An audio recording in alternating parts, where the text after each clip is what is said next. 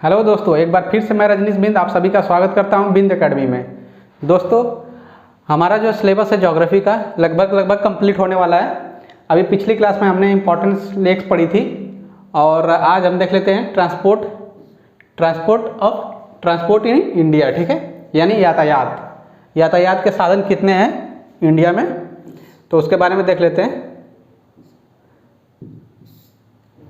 देखिए, the present transport system of the country comprises several modes of transport including rail, road, coastal shipping and air transport. ठीक है, तो जैसा कि हम सब जानते हैं कि हमारे देश में जो है एक तो बाय रोड है, बाय रोड कहीं भी आ जा सकते हैं, एक तो रेलवे के थ्रू, और ये जो है बाय एयर। ठीक है, एयरलाइंस जो होती हैं, और एक दूसरा जो है कोस्टल शिपिंग, ठीक, यानी पानी के जरिए जो छोटे छोटे बोट होती हैं उनके जरिए भी एक जगह से दूसरी जगह आया जा सकता है। ठीक है, तो चलिए देख लेते हैं इन सब के बारे में एक एक करके। तो हमारा पहला आता है रोड। ठीक है, रोड ट्रांसपोर्ट, ठीक है, बाय रोड। ठीक है, देखते हैं। About 60% of the freight traffic, ठीक, and 87.4% passenger traffic is carried by the roads. यानी जो 60% है,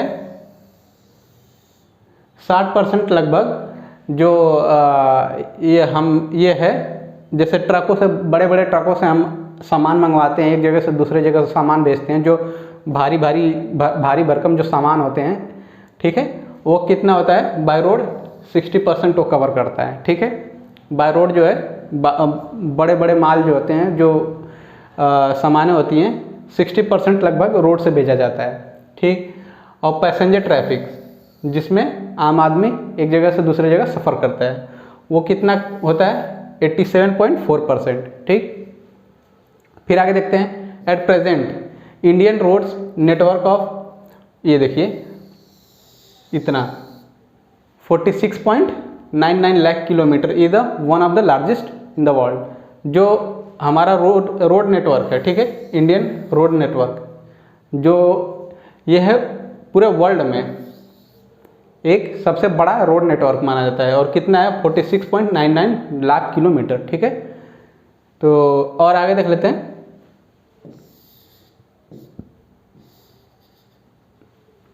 जैसा कि हम जानते हैं रोड को भी दो हिस्सों में बांटा गया है, नेशनल हाईवे और स्टेट हाईवे। ठीक है, तो देख लेते हैं पहले नेशनल हाईवे। ये है नेशनल हाईवे, उसके बारे में आप देख लेते हैं। They are constructed and maintain by the central government. ये जो नेशनल हाईवे होते हैं, ठीक है, नेशनल हाईवे जो होते हैं वो क्या होते हैं, सेंट्रल गवर्नमेंट, ठीक है, जो सेंट्रल गवर्नमेंट होती है, ठीक, केंद्र सरकार, उसके द्वारा इसको बनाया जाता है और उसकी मेंटेनेंस की जाती है। ठीक है, यानी रख रखाव जो किया जाता है वो केंद्रीय सरकार के द्वारा किया जाता है और उसको बनाया भी जाता है। ठीक है, आगे देखते हैं। The development and maintenance of the national highways system is carried by the through 3 agencies. ठीक है, अब ये जो नेशनल हाईवेज होते हैं, इनको बनाने का और रख रखाव का जो काम है, सेंट्रल गवर्नमेंट 3 कंपनियों को दे रखी है। ठीक है, और वो कौन कौन सी हैं, national highway authority of India, NHAI। ठीक है, फिर दूसरा आता है स्टेट पब्लिक वर्क डिपार्टमेंट, यानी PWD। फिर दूसरा है बॉर्डर रोड ऑर्गेनाइजेशन, यानी BRO। ठीक है, तो इनके बारे में भी अभी देखेंगे आगे चल के। फिर आगे देख लेते हैं। इतना समझ में आ गया। जो नेशनल हाईवे होता है उसको बनाने का और रख रखाव का जो जिम्मेदारी होती है केंद्र सरकार की होती है। ठीक है, और बनाने और रख रखाव का कौन सा एजेंसी, 3 एजेंसियाँ होती हैं, कौन सी हैं, आपने अभी पढ़ा, एक है BRO और स्टेट पब्लिक और national highway authority of India. ठीक है, 3 है। फिर आगे देखते हैं। In order to give boost, मतलब उसको और रफ्तार देने के लिए, to the economic development of the country, यानी जो हमारे देश की जो इकोनॉमिक डेवलपमेंट को, उसको और भी तेज़ी देने के लिए, स्पीड देने के लिए, the government has embarked upon a massive national highway development project. ठीक है, इन द कंट्री, मतलब अपने इकोनॉमिक को और भी रफ्तार देने के लिए जो गवर्नमेंट है उसने ये नेशनल हाईवे डेवलपमेंट प्रोजेक्ट इस और भी प्रोजेक्ट बहुत सारे प्रोजेक्ट लॉन्च किया है। ठीक है, फिर आगे देखते हैं। फोर्थ पॉइंट आता है द NHDP यानी नेशनल हाईवे डेवलपमेंट प्रोजेक्ट। ठीक है, is the largest highway project ever undertaken by the country. यानी ये जो प्रोजेक्ट है नेशनल हाईवे डेवलपमेंट प्रोजेक्ट, ये जो है सबसे बड़ा प्रोजेक्ट है कंट्री में। ठीक है, बाय ये रोड प्रोजेक्ट में। ठीक है, हाईवे प्रोजेक्ट में the national highway development project is being implemented mainly by the national highway authority of India. ये ठीक है, NHAI जो ये प्रोजेक्ट है नेशनल हाईवे डेवलपमेंट प्रोजेक्ट, ये किसके द्वारा किया जाता है? ये है NHAI national highway authority of India. ठीक है, इसके द्वारा देख रखाव किया जाता है। अब देख लेते हैं जो नेशनल हाईवेज होते हैं। ठीक है, सबसे ज़्यादा हमारा कंट्री में तो सबसे बड़ी है पूरे देश में। ठीक है, लेकिन अब देश भर में हमारे देश में कौन से राज्य में, हमारे देश के कौन से राज्य में सबसे ज़्यादा नेशनल हाईवे कवर करता है? ठीक है, तो देख लेते हैं। सबसे पहले है जो यूपी। ठीक, उत्तर प्रदेश। यूपी है द लार्जेस्ट शेयर। ठीक, 8,483 किलोमीटर। ठीक है, 8,483 किलोमीटर उत्तर प्रदेश में है। जो नेशनल हाईवे की जो लंबाई है ये सबसे ज़्यादा यूपी में है। और कितनी है? 8,483 किलोमीटर। ठीक है, और परसेंटेज में देखा जाए तो लगभग 8.5%। ठीक है, अब the total length of NH। ठीक है, ये और फिर फॉलोड बाय द राजस्थान। अब राजस्थान दूसरे नंबर पे आता है। ठीक है, राजस्थान में दूसरा है कितना? 7,906 किलोमीटर। ठीक है, फिर तीसरा है महाराष्ट्र। महाराष्ट्र में देखिए 7,434 किलोमीटर। ठीक है, फिर आगे आता है कर्नाटक, फिर आता है आंध्र प्रदेश, ऐसे ही। ठीक है, this 5 states accounted for the about 35.5% of the total road length of NH यानी नेशनल हाईवेज। ठीक, यानी ये जो 5 राज्य हैं कौन कौन से? यूपी, फिर ये राजस्थान, महाराष्ट्र और कर्नाटक और आंध्र प्रदेश। इन 5 राज्यों का जो लेंथ है, पूरा जो चौड़ाई है, लंबाई है जो नेशनल हाईवे का, उसको अगर परसेंटेज में देखा जाए तो इन्हीं 5 को मिला के 35.5% लेंथ हो जाती है। ठीक है, फिर आगे देखते हैं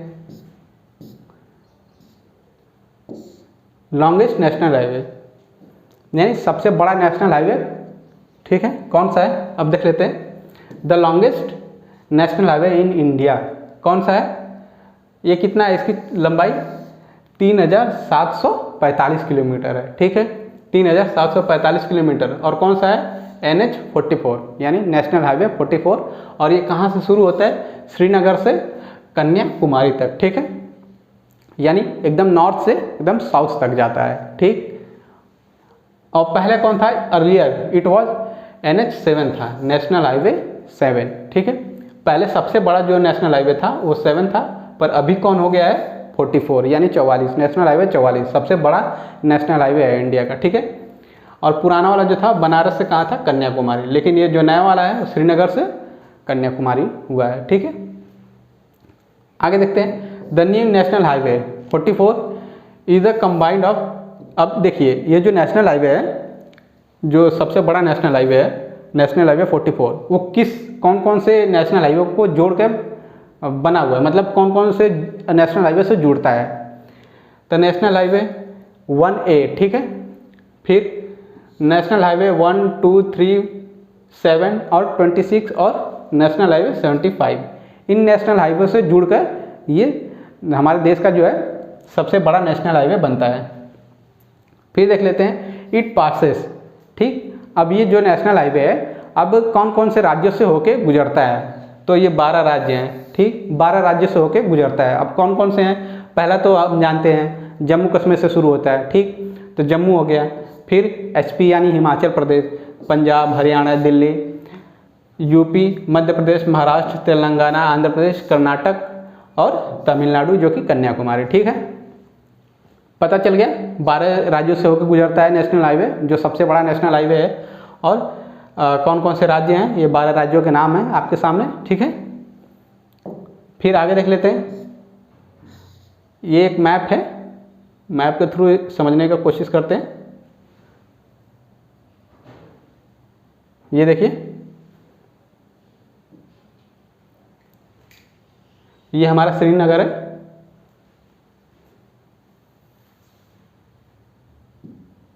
ये है श्रीनगर, ठीक। यहाँ से शुरू होता है हमारा नेशनल हाईवे, ये 44 है, ठीक है। ये शुरू होता है, ये यहाँ से ऐसे ये कन्याकुमारी तक आता है, ठीक है। फिर आगे देखते हैं,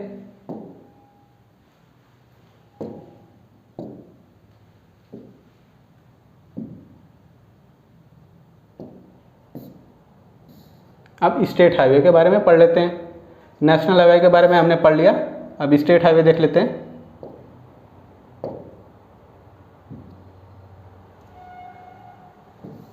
स्टेट हाईवेज, ठीक है। और दूसरे जो रोड जो होते हैं, ठीक है, छोटे मोटे रोड, तो इनको देख लेते हैं। They are constructed and maintain by the state government, ठीक है। स्टेट यानी राज्य सरकार के द्वारा, जो स्टेट हाईवे होते हैं वह राज्य सरकार के द्वारा बनाए जाते हैं और रख रखाव भी राज्य सरकार के द्वारा की जाती है। फिर आगे आता है the state and union territories wise breakup state highway सोन दैट महाराष्ट्र। अब जो स्टेट हाईवे होता है, जो स्टेट हाईवे है वो सबसे ज़्यादा कौन से राज्य में, सबसे लंबा कौन से राज्य में है, ठीक है। जो स्टेट हाईवे है वह कौन से राज्य में सबसे बड़ा स्टेट हाईवे है, तो किस में है, महाराष्ट्र में है, ठीक है। महाराष्ट्र में जो है सबसे बड़ा लार्जेस्ट, ठीक है। और परसेंट में देखा जाए तो 19.8%, ठीक है, 19.8%। ये 2012 की डाटा है, ठीक है। फॉलोड बाय द कर्नाटक, ठीक है, ये कर्नाटक है दूसरे नंबर पे है, फिर गुजरात है, फिर तमिलनाडु है और आंध्र प्रदेश है, ठीक है। अब आगे देखते हैं third point, roads on the border. जो बॉर्डर के किनारे, बॉर्डर पे जो रोड्स होते हैं, ठीक है, हमारे बॉर्डर जो होता है, इंडिया का जो बॉर्डर है, सीमा है, वहाँ भी लगे हुए रोड हैं, ठीक है। तो उनको कौन बनाता है, उनको, उनका जो रख रखाव या फिर निर्माण का जो कार्य होता है वो किसी दूसरी कंपनी का होता है। जैसे हमने 3 कंपनियां पढ़ी थी, तो देख लेते हैं उसका कौन सा है।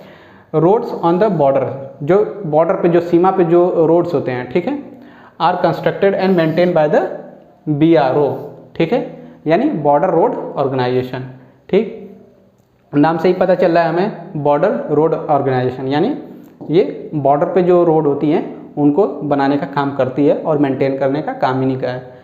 अब देखते हैं BRO जो है, बॉर्डर रोड ऑर्गेनाइजेशन, ये कब बनी थी, ठीक है, established. It was established in May 1960, ठीक है। BRO जो था उन मई 1960 में ये बनाया गया था, ठीक है। फिर BRO is premier construction agency. ये जो BRO है एक बहुत ही खास एजेंसी है, ठीक है, रोड बनाने की एजेंसी जो है, ये बहुत महत्वपूर्ण एजेंसी है। Road, airlift, bridge, building, hospital and school, ये जो है रोड तो बनाती है, ठीक है। एयरफील्ड्स जो होते हैं, जो हमारे अड्डे होते हैं एरोप्लेन्स के, उनको, और ब्रिजेस, जो पुल होते हैं, फिर बिल्डिंग्स होती हैं, हॉस्पिटल और स्कूल, इन सबको भी बनाने में ये बहुत योगदान करता है, ठीक है। फिर आगे देखते हैं,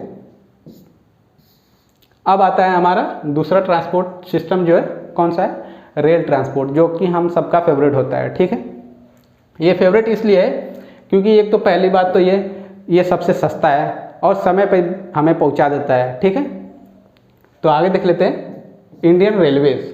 अब देखते हैं रेलवेज के बारे में। Indian railway network is the largest, ठीक है, इन एशिया।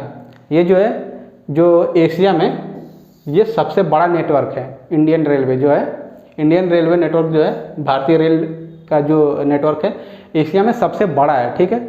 और वर्ल्ड में है जो दूसरे नंबर पे है, ठीक है, वर्ल्ड में जो है वो दूसरे नंबर पे है। फिर आगे देखते हैं, द फर्स्ट रेल, जो पहली रेल थी इंडिया में, इन इंडिया स्टार्टेड ऑन 16 अप्रैल 1853, ठीक है।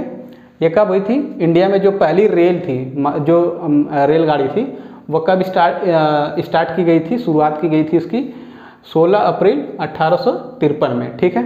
और कहाँ से कहाँ तक हुई थी, ये हुई थी बोरी बंदर से मुंबई तक, ठीक है, सॉरी बोरी बंदर जो मुंबई में है वहाँ से थाने तक हुई थी, ठीक है। और इसकी जो डिस्टेंस थी कितना है, 34 किलोमीटर थी, ठीक है। यानी बोरी बंदर से थाने तक इसको चलाया गया था पहली रेल को, कब, 16 अप्रैल 1853 में, ठीक है। फिर आगे आता है Indian railway board organisation. Indian railway, ठीक है, इंडियन रेलवे भारतीय रेल थी, वह कब बनाई गई। अब देखते हैं ये कब बनाई गई, मार्च 1905 में, ठीक। लेकिन जो पहली रेल थी, पहली रेल, ठीक है, भारत की नहीं, वो भारत की रेल नहीं थी, वो रेल थी वो, लेकिन इंडिया में स्टार्ट की, शुरुआत की गई थी, ठीक है। कब की गई थी, 16 अप्रैल 1853 में। लेकिन जो रेल बोर्ड था, रेलवे को देखने के लिए, उसका देख रख रखाव के लिए जो होता है और उसका संचालन के लिए जो एक बोर्ड ऑर्गेनाइजेशन बनाई जाती है, वो रेलवे बोर्ड कब बनी थी, ये बनी थी मार्च 1905 में, ठीक है। लेकिन इंडियन रेलवे वॉज नेशनलाइज, ठीक है, इसको जो नवीनीकरण किया गया था, यानी इसको जो स्वीकृति दी गई थी भारत सरकार के अधीन काम करने के लिए, उसको कब मिला था, 1950 में, ठीक है। भारत सरकार को, इसको भारत सरकार ने अपनाया था, ठीक है, 1950 में। फिर आगे आता है there are 3 types of rail line. इसमें जो है रेलवेज में जो है रेल लाइन 3 तरह की होती है, ठीक है। एक होती है ब्रॉड गेज, ये ब्रॉड गेज, और मीटर गेज और नैरो गेज, ठीक है। इसमें जो है ब्रॉड गेज, मीटर गेज और नैरो गेज, ठीक है, 3 तरह की लाइन होती है। फिर आगे आता है the management and governance of the Indian railway is the hand of the Indian borders, Indian railway boards, ठीक है।